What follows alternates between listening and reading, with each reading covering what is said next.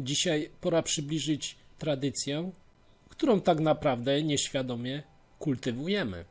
Mowa będzie o choince, której historia, bo przecież kanał jest o historii, jest stosunkowo bardzo krótka i młoda w naszym kraju. Choinka jako drzewo, czyli symbol, pojawia się w wielu kulturach przedchrześcijańskich, głównie w tradycjach ludowych, gdzie otacza się ją kultem wiecznie zielonego drzewa. I gdy się tak bliżej temu przyjrzymy, to choinka nie jest wynalazkiem Kościoła katolickiego, a jest obowiązkową ozdobą w czasie świąt Bożego Narodzenia. Pierwszy paradoks. Zatem drzewo, przeważnie iglaste, stanowi symbol życia i odradzania się, trwania, ale uwaga, i płodności. I występowało w wielu kulturach, również na długo przed chrześcijaństwem. A nawet w samym chrześcijaństwie też pojawia się drzewo.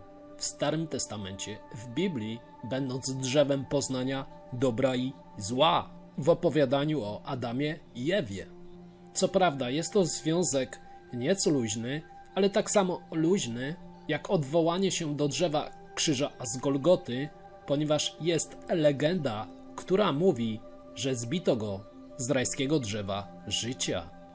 I jak już mówiłem, Egipcjanie właśnie w najdłuższą noc roku stroili swoje domy liśćmi z palm daktylowych, Rzymianie mieli swoje Saturnalia, ozdabiając domy gałązkami laurowymi, i oczywiście Wikingowie, czyli drzewo Yggdrasil.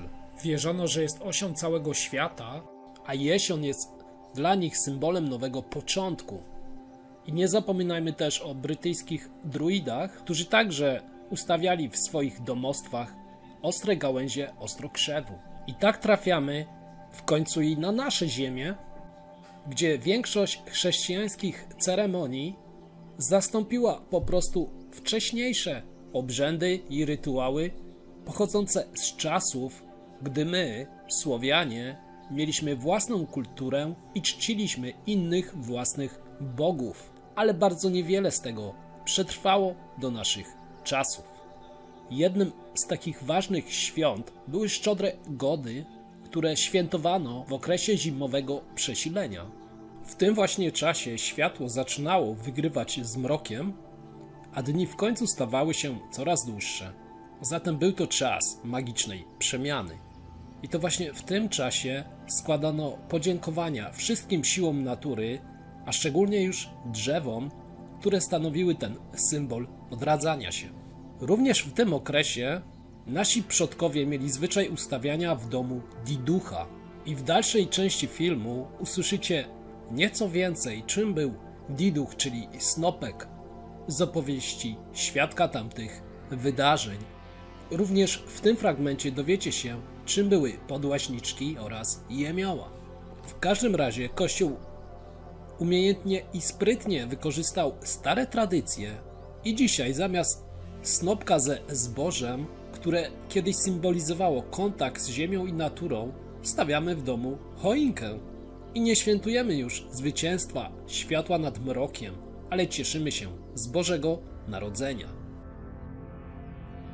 Bo tak naprawdę pierwsze ozdabiane choinki pojawiły się w domach wyżej urodzonych warstw społecznych dopiero w wieku XIX, ale z czasem chłopi na wsiach przejęli również i ten zwyczaj i szybko go rozpowszechnili. Smaczku dodaje fakt, że kiedyś wycinano te drzewa bez zgody właściciela, co było zakazane, więc w zasadzie kradzież ta była czymś w rodzaju rytuału, któremu tak naprawdę niewielu mogło się oprzeć. Dawno temu las był postrzegany jako miejsce obce, inne i niedostępne i zabranie drzewa z tego oto świata nie postrzegano jako kradzież, ale dla tych, którzy w to wierzyli, czyn ten był czymś wyjątkowym. Lecz zanim choinki trafiły do naszego kraju, to dużą popularnością cieszyły się w Niemczech za sprawą Marcina Lutra i o dziwo nie stały w kątach mieszkań, jak to jest dzisiaj, tylko początkowo były wieszane pod sufitem i w dodatku czubkiem do dołu. Do nas trafiła za sprawą niemieckich protestantów na przełomie XVIII i XIX wieku, czyli w okresie zaborów, gdzie najpierw dobrze zakorzeniła się oczywiście w miastach, a później wyparła właśnie nasze tradycyjne polskie ozdoby na wsiach. Warto też zwrócić uwagę na symbolikę już samej choinki, gdzie gwiazda betlejemska w swoim założeniu miała pomagać w powrotach do domu z dalekich stron, oświetlając wszystko u swojego czubka. Różne inne lampki i świecidełka miały za zadanie odpędzać złe moce, a niekiedy sama oświetlona choinka miała być światłem dla pogan od samego Chrystusa. Początkowo też jabłka zawieszone na gałęziach symbolizowały biblijny owoc, czyli kuszenie szatana, a później zamieniło się to wszystko w rajskie jabłka, które miały symbolizować paradoksalnie coś dobrego i zdrowego.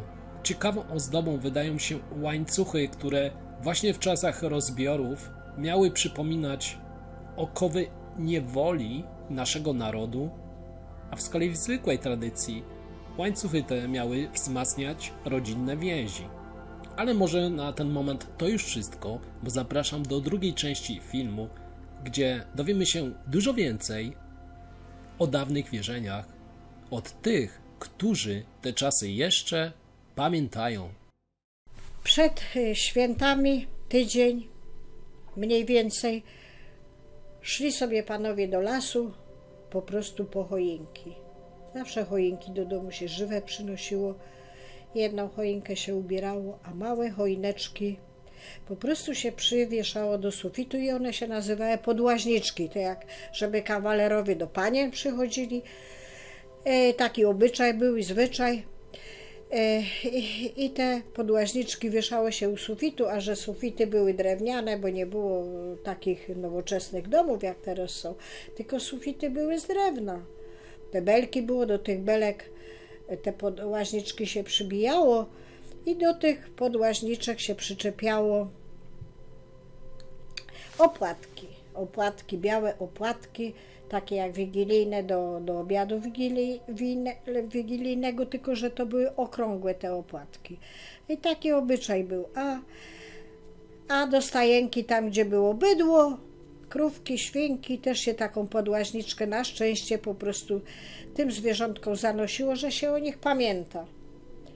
I też się przybijało do tego sufitu w górze. No a cóż, do domu na Wigilię snopek, o właśnie, snopek. Co to był ten snopek? Jesienią jak się młociło, jeden snopek się zostawiało i wieczór wigilijny się go przynosiło do kuchni, bo przeważnie w kuchni były wigilie. Kładło się go do kąta albo gdzieś koło stołu. Po prostu też był taki obyczaj, że żeby były dostatnie i bogate zbiory, plony u rolników, żeby były jak najbardziej obfite i bogate. No i to chyba tyle. A jak wyglądały te snopki takie? No snopek to był taki, jak się podbierało w polu, jak się kosiło zboże, robiło się snopki, wiązało się. No i snopek to był normalny, związany takim porwusłem i taki snopek był ze słomy. I ten snopek, jeszcze jak była młocka, to się ten snopek przybierało kwiatami różnymi. Potem te kwiaty się zasuszały właśnie w tym snopku, a potem na Wigilię przynosiło się ten snopek do domu. Taki obyczaj był. No a sianko, no to też był taki obyczaj i jest do tej pory, że pod stół, pod obrus, pod stół, pod obrus kładzie się sianko i też był taki obyczaj. Była to po prostu taka pamiątka, że jak się Pan Jezusek narodził, no to było w tej stajence ubogo, nie miała go czym Matka Boska przykryć, no to pod główkę mu dała tego sianka, otuliła go siankiem, no i od tej pory jest taki obyczaj, że to sianko się szanuje i co roku się go przynosi, to sianko, takie suchutkie, pachnące i daje się go pod obrus. No to też taki obyczaj był. A jemioła, no to też było tak, że tam, gdzie były panny przeważnie, no to nad drzwiami to jemiołę się też przyczepiało, czy przybijało. To były takie krzewiki, które rosły na drzewach U nas to sporadycznie na tych drzewach. Tam w Opolskim to tam było te jemioły dużo.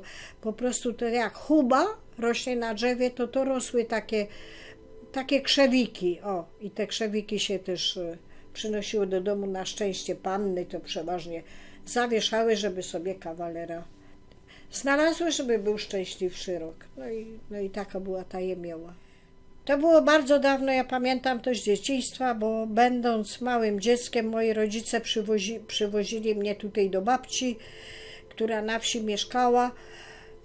No i właśnie jako dziecko podglądałam to wszystko, no i co zapamiętałam, no to do tej pory pamiętam, no i przekazuję komu mogę.